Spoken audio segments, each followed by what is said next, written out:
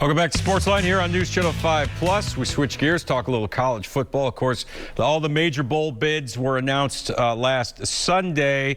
But before that, we already knew where Middle Tennessee was going and who they would be playing. The Blue Raiders finishing with a winning record, coming back in their regular season finale at FAU to win that game and become bowl eligible. And almost immediately, they were invited to and accepted a bid to the Bahamas Bowl, where Middle Tennessee will play Toledo out of the MAC conference.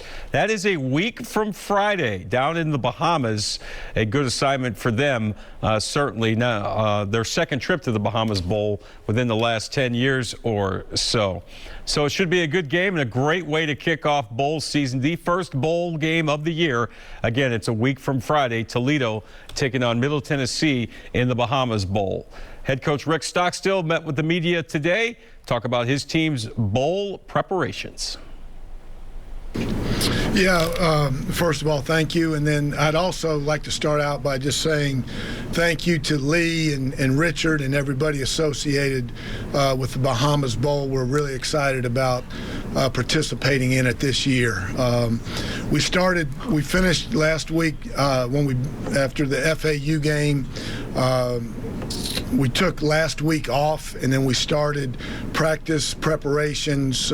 We were gone as a coaching staff recruiting, and so we started practice last Saturday.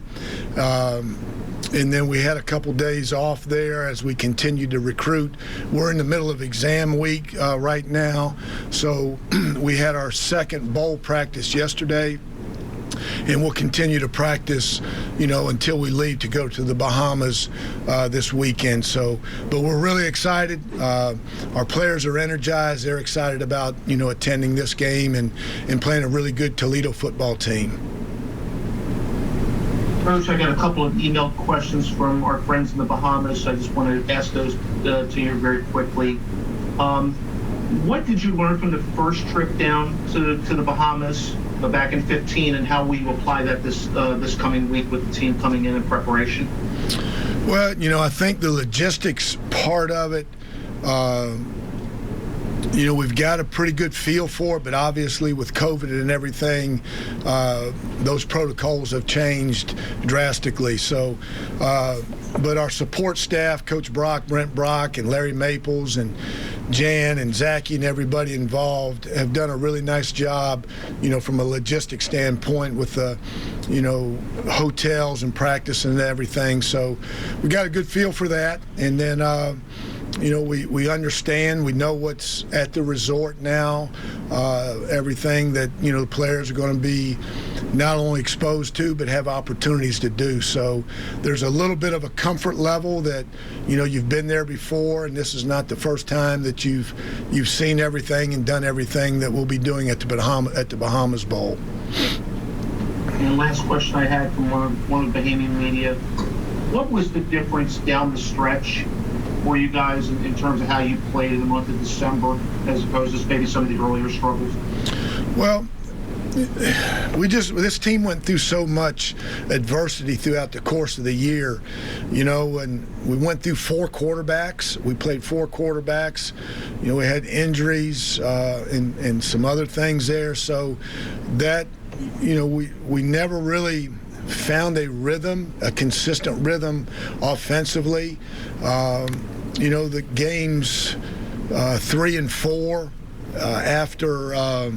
after the Virginia Tech game, we had about 13 players out those 2 weeks because of, injuries and some, other health issues, and that hurt us a little bit. It sounds like an excuse. It's not. That's the fact.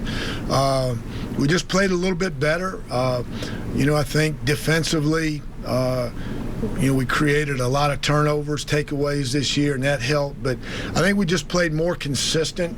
We had a little bit more continuity within our offense from an injury standpoint, those last, 5 games of the year that we did in the middle 5. All right, we'll ask our media to use the raise hand function, and our first question will come from Simba French. Simba? Good afternoon, Coach. Just talk a little bit about the difference between this team this year and the team that came in 2015? Simba, I think the big difference is, you know, we threw the ball a lot more. We threw for over 4,000 yards that year. We're not throwing the ball as much as we were then. You know, so that's a difference offensively. Defensively,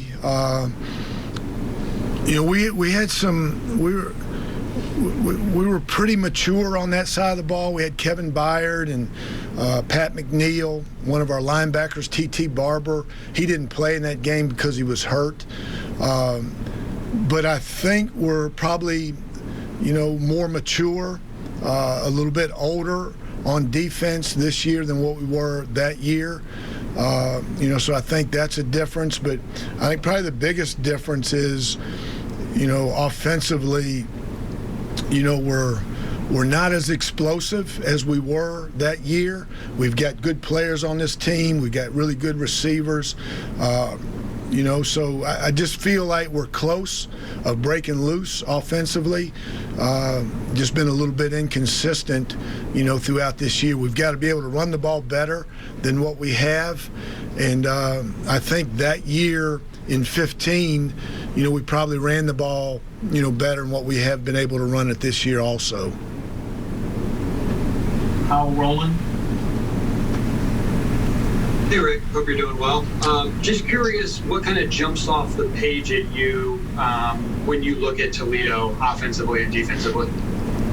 You know, just they got good size in their lines, offense and defensive lines. They've got good size. They're really, really good tacklers on defense. They don't give up a lot of big plays. People aren't scoring a lot of points against them.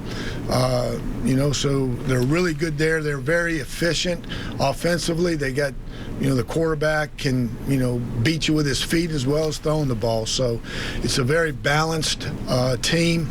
They got good skill guys in the special teams in the game, special teams there. You know, so it's a really a well-balanced team. I mean, they're really good defensively. They don't give up. Like I said, they don't give up a bunch of big plays. They don't give up a bunch of points, and then offensively, you know, they're scoring. They're doing a good job there, controlling the football. Kyle, do you have a follow-up question for Coach? I'm good. Thanks, Rick. Thank you, Kyle. Simba, do you have a follow-up? I meant to ask you that. I'm sorry. Well, yes, I do. Coach, just talk about the opportunity for these players to come to the Bahamas after a hard season. I know they came here to play. To play a game, but just talk about the experience that these kids are going to have traveling outside of the country at the end of the season. Yeah, Sam, it's a great opportunity for us. And I told them, you know, the other day, anytime you're practicing in December, that's a good thing. And one of our goals this year was to go to a bowl game. And so these guys, especially the seniors, that it's the last time they'll ever play college football, that they get an opportunity to go to a bowl game. And then when you throw in, it's the Bahamas. It's like you said, it's out of the country. That this will be the first time for, a high percentage of this team, probably the 90 percentile or higher of this team, that they've ever left the United States.